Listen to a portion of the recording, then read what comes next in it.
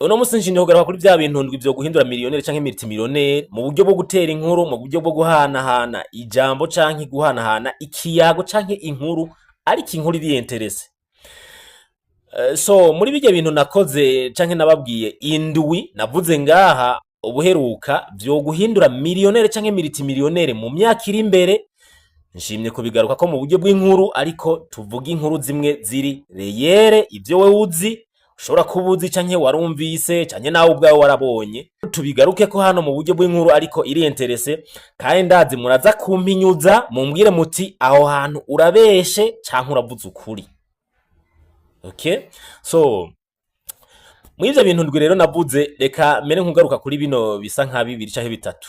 Naravuzemo ibintu bijanye na cryptocurrency, ndavugamo ibintu bijanye na social media, kumenya kuzivyaza amafaranga, kumenya kuzikoresha mu buryo bwo kuzivyaza amafaranga, canke kumenya kuzikoresha mu buryo bwa kudandaza, ndavuga kuzikoresha mu buryo bwa publicité, marketing, gucuruza nyene bijya bintu bisanzwe dusanzwe udandaza mu buzima bwa misi yose. So reka rero mbanze ngaruke mu buryo bw'inkuru gato. Ku busanzwe burya ibinjana byose canke ama generation yose agenda ahura n'ama opportunité atisubiramwo. Ama opportunité aza rimwe, ndavuga ngo amahirwe mu buzima ntiyamaho, akunda kuza rimwe, kandi kinjana cyose canke generation yose irafita ingene igenda ironka ama opportunité ashobora gutuma hariho aba millionaire n'aba multimillionaire bavuka muri ico kinjana. Reka tuvuge kuba twitangiye imbere kera mu myaka yahera ibisagara bikivuka, aho wasanga ama Paracel nk'Ibujumbura, za Gitega, za Rumonge, ibisagara bitarakura, za Ngozi, za Makamba, ibisagara bitari bwakure, reka tuvuge Bujumbura, aho wasanga nk'iparasera nko mw'irohero, mu Ngagara, mu Kinanira, mu Kibenga, mu Kanyosha, ho wasanga ushobora kuronka nk'iparasera nk'ibihumbi 10, ugasanga umuntu araguze iparasera amahegitari n'amahegitari ibihumbi 100 imba amajana 5, aho ni mu myaka iheze twebwe tutaravuka canke tukiri ubuyoya canke tutaravuka. Urumva ayo mahigwe twebwe ntayo tukibona, kugira ushobore kubona iparasera mw'irohero, my brother, my sister, vuga ko ari anterme de miliyari. Hamvuze mw'irohero, mvuze mu Kinanira, mvuze za Kiriri.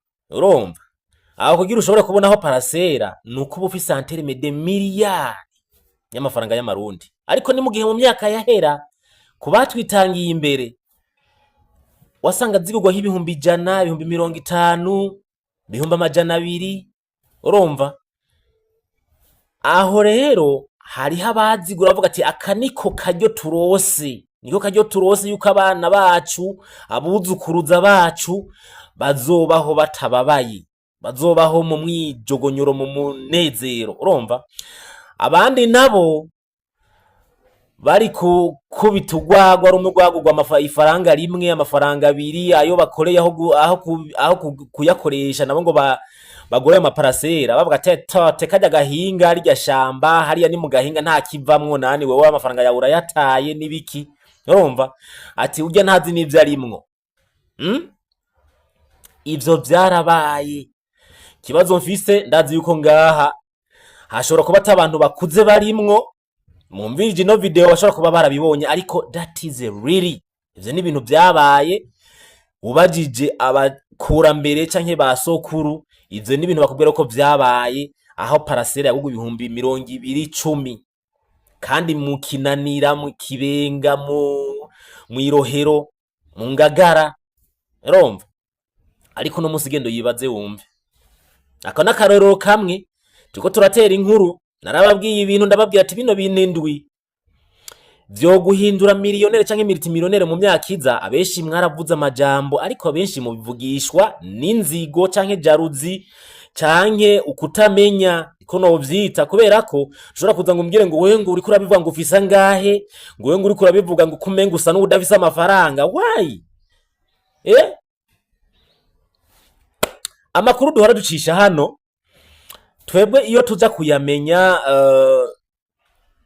tukiri nko muri secondaire nk'akarorero za 8e za 10e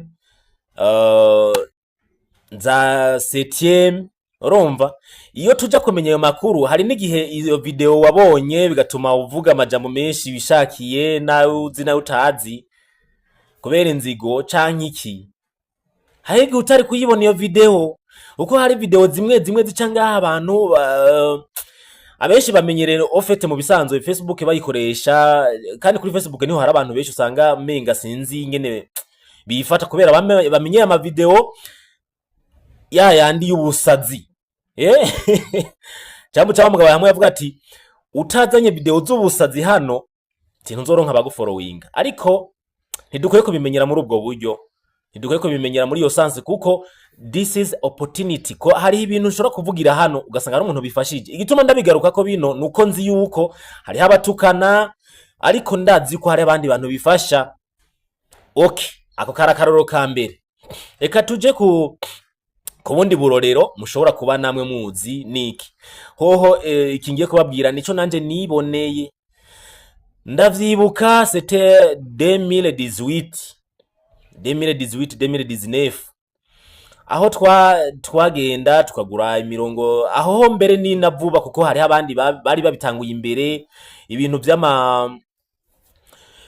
vy'amakoda ya Lumicash ibintu vy'amakoda ya Econet leo tuvuge ko cash aho hari abari batwitangiye imbere muribuka ibintu vy'aba superaja ibintu vy'aba aja urabibona ibintu nk'ivyo so abatwitangiye imbere twebwe abo twabisanzemwo byaravuga yuko bazironka bazibingingiza okay twe ntibazibitwingingiza ariko ico gihe ndibuka 2018 naho urumva ni vuba kuko hari abandi bari babitanguye kera aho bobo babibingingiza ico nshaka kuvuga hano muraza kucumva ico nshatse kuvuga kandi abacumbise kaca canka abakizi ndazi ko bamaze kucumva ico nshatse kuvuga aho twebwe ico gihe 2018 ndavyibuka nari muri kaminuza mu mwaka wa mbere niba ndavyibuka neza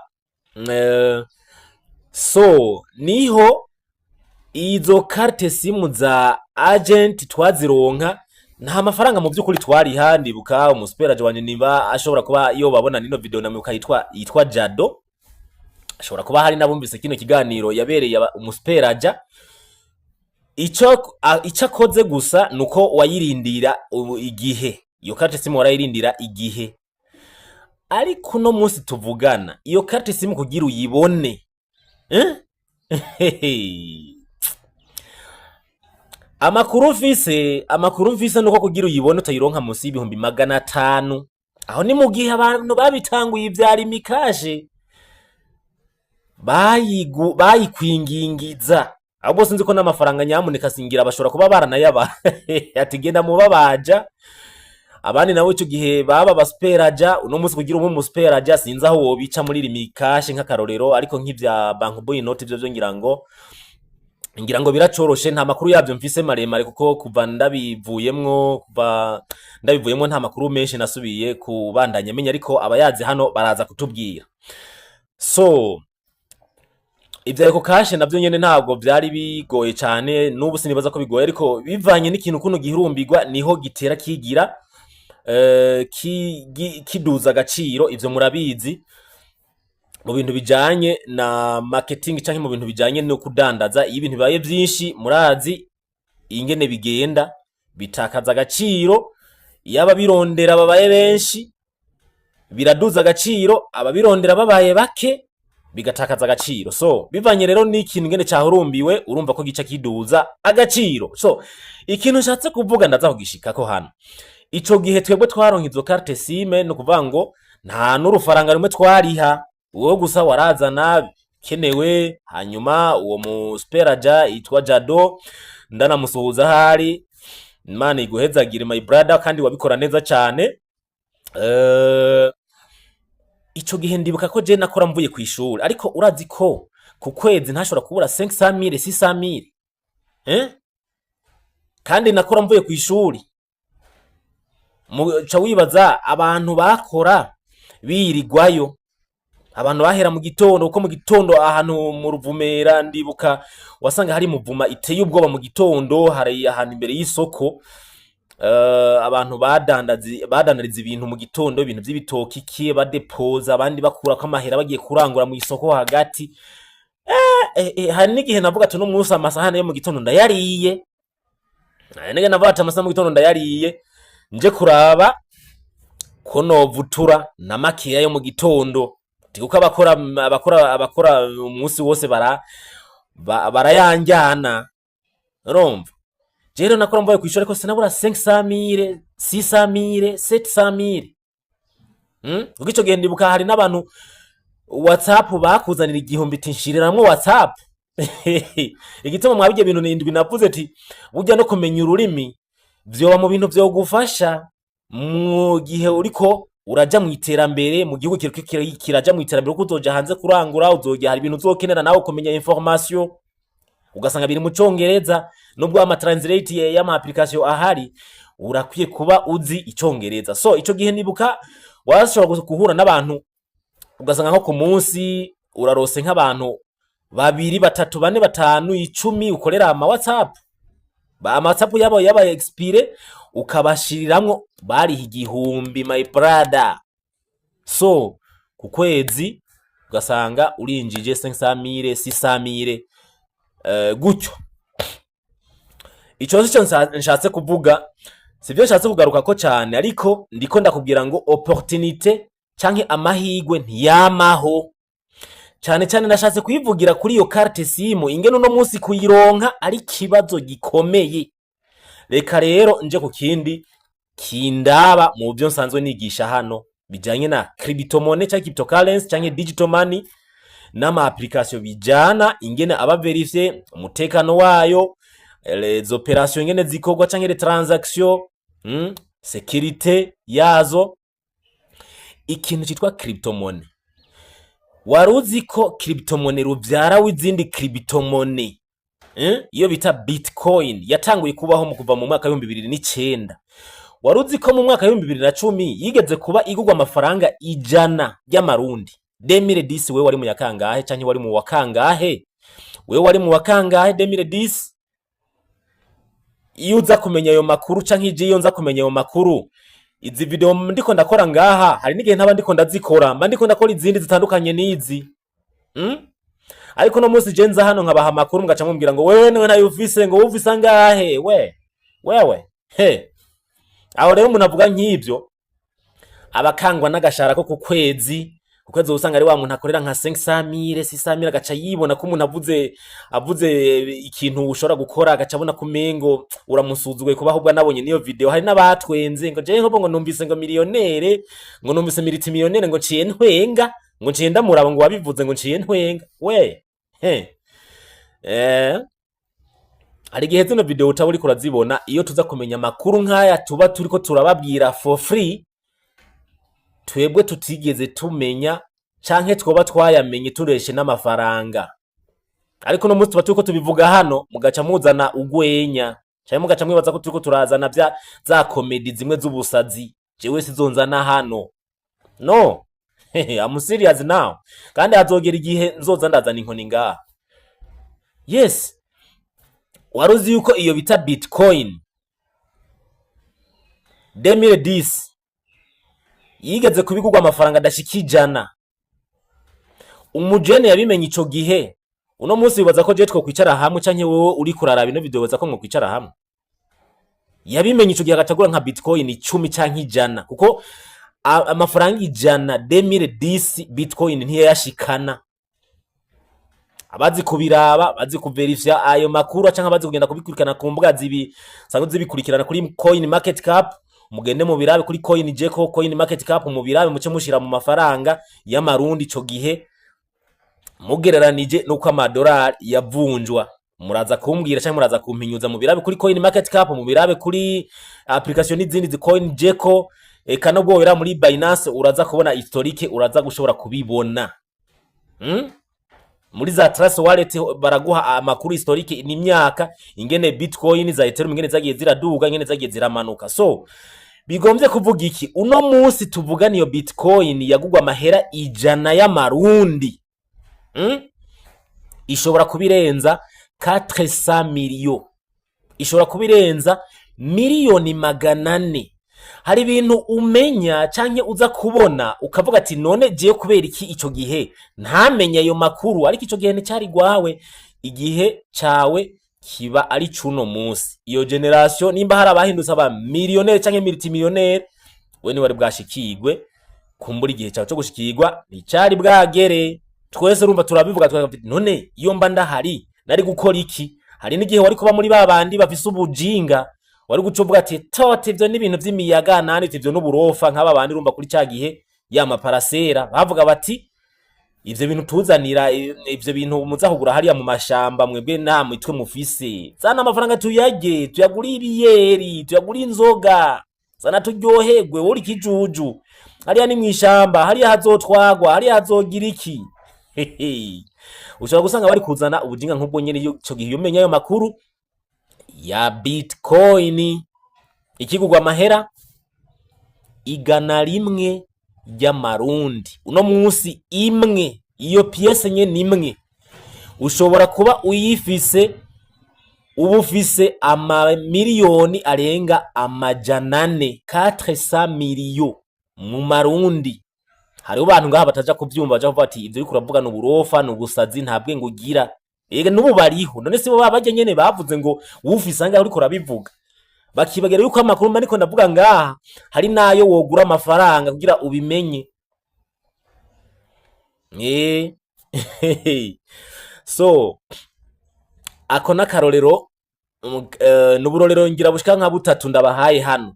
Abantu mu mpinyuza ibi byose mvuze mugende murondera amakuru kuri zo application ababwiye Trust Wallet, Coin Market Cap, Coin Gecko, kana muri Binance, mugende mu verify ayo makuru, muraza mu mpinyuza mumbwire bati urabeshe sibyo Bitcoin muyifise, mumbwire no munsi umuntu ayifise n'umuntu yarayifise 2010, muce mumbwira ayo makuru, muce mumbwira ko nabeshe canke navuze ukuri.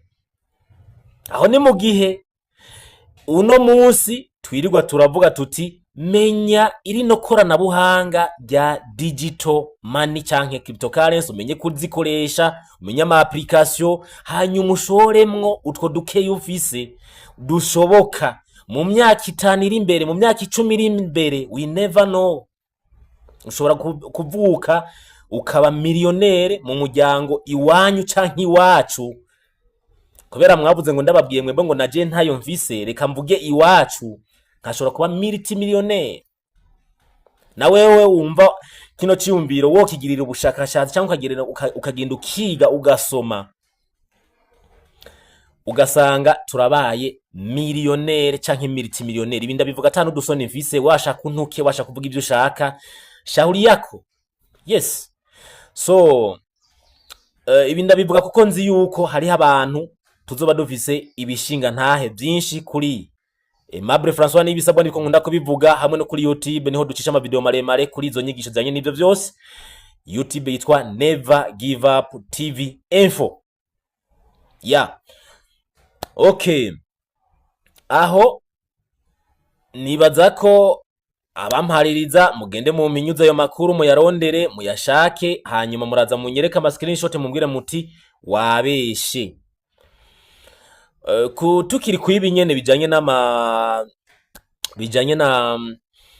na crypto, urazi kuva tuvuga bya mining nk'iyitwa Bitcoin n'izindi mining zitandukanye canke izindi crypto money zikiri hasi cyane. Twaravuze tuti ugura application ya Binance canke Trust Wallet, rondera $2 tungahe, shiramwo ugura n'udupiese n'ijana ubike dupiese 200 yikizimbutse, gura udupiese 1500 ibike ko uyiraramire. Fate ko ari nka cyagihe cabasokuru baguraga Paracel 10,000 bagaca biraramira no munsi kabivugirwa mu mamiliyari. Iyo Bitcoin nakubari uno munsi hacinda ka 16 iri kiragugwa ama miliyoni arenga 400 mu gihe mu 2010 yari kuri ku mafaranga adashika 100 canke reka dufashe cake duvuga 1000 basi c'amarundi, 1000 c'amarundi. aho imyaka yaciye urayumva, ufise ubwenge niyumve. Yes. So ku vy'amasocial media, ku nkuru iherutse kubutangazwa n'urubuga rwa YouTube mwaravyumvise, aho sindabigaruka ko cane, ariko reka nigarukiye kuri Facebook. Uno munsi aho uri hose ushobora kuba woronka monetization, ubishatse ushobora kuba wokora content zawe uboneka, ushobora kuba wokora content za AI, ushobora kuba wokora content ugakoresha video z'abandi bantu ariko weditinze kugira ngo wirinde copyright, cyangwa kugira wirinde gukoresha content z'abandi bantu ukeditinga, ugashiramwo value yindi wongeyemwo, kongera ko valere kugira ngo ishobora kuba video yawe ukayicisha amafaranga vyoroshe, ukaronka monetization vyoroshe. YouTube yo muribuka yuko itangazo riheruka gushira habona, yavuze yuko kugera itariki imwe z'ukwezi kwa kabiri 2027 ibintu vyahora bisabwa vyigwije na kabiri. Aho ni mu gihe abantu batanguye atakintu na kimwe basabwa, wowe wakora video gusa ugacutangura kwinjiza amafaranga. Ariko no munsi basaba amasaha ne ico bita watch time hours na followers canke subscribers 1000 gusa ukabura rose monetization. Uno munsi rero bigiye kwigwizwa na kabiri, mu gihe ivyo vyonyene vyahora arakaza mutwe.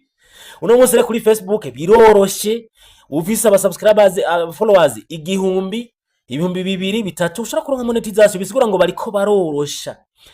So uko rero bizogenda bihurumbirwa cane, niko bazogenda bugara ayo mahigwe wazoba gucitse. So ugacikwa n'amahigwe muri kino kinjana, ukaba ufise imyaka 18 ukazonora hitwe uracitswe n'amahigwe yo muri monde digital, navuga digital currency cyane digital money, ukabona iragucitse utayitahuye ngo uyinvestisemo canke uyibemwo, uyivyaze amafaranga cyangwa uyivyaze umusaruro, ukabona irikora na buhanga riragucitse utari vyaje umusaruro bw'imbuga ngurukana bumenyi. Nta vyishino bivuga ko, kuko mwoca muvuga ko ntukanye. Babandi baba bafise ubuzi, baba babona umengo ni bihangange, kubera afise akazi ku kwezi abona hembwa, wowe no munsi uri kurasaragoringa kugira ngo ukorere nko kuri social media, bagaca bakubona nk'irofa. Cyangwa bagaca bibaza ko umengo social media menga ni ikintu gikoresha abantu,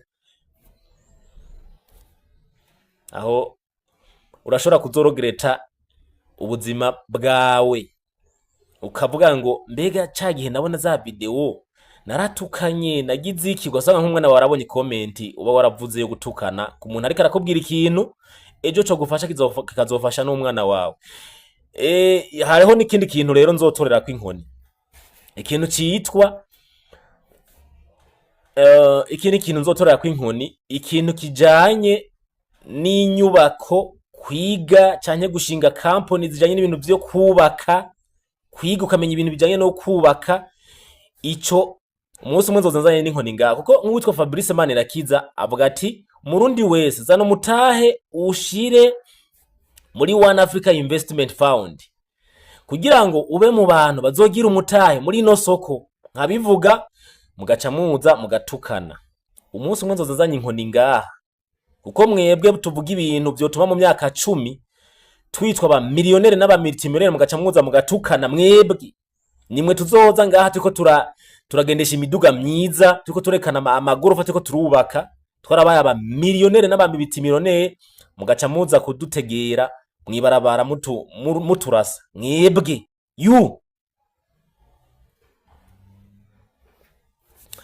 ino video nimba hari ico yakwigishije, ushireko like, uyisangize n'abandi bagenzi bawe babiri ukunda, bamwe bo ku mutima, ubibasangize bamenya no makuru. Hanyuma ushaka kwiga neza ukabutarafyonda follow kuri runo rubuga Aimable François, nibisabwa ufyonde follow canke suivre. Hanyuma uje no muri YouTube wandike Never Give Up TV Info, uce ufyonda subscribe canke s'abone, hanyuma ufyonde ku gakengeri uce wemeza ahantu handitse tute kugira ngo dusize ko video uyironke mu bantu ba mbere. Zinyigisho zanye n'ibyo twavuze ko twibanze ko cane, ibindi muri bijya bintu ndi twavuze abandi bazobibigisha canke muzobisanga handi, ariko ibi bintu bibiri cane cane cryptocurrencies, digital economy, na social media how ushobora kubikoresha ukabyaza amafaranga, ni gute ushobora kubikorera ko nkurika aracuruza bya bindi usanzwe ucuruza, ingene wokuza imbuga zawe ukazibyaza amafaranga mu buryo bubiri, monetization na marketing y'ibyo usanzwe ucuruza. Ibyo vyigwa ni ngaha Aimable François nibisabwa, YouTube Never Give Up TV Info. Thank you very much, God bless you so much. This is Mr. Never Give Up.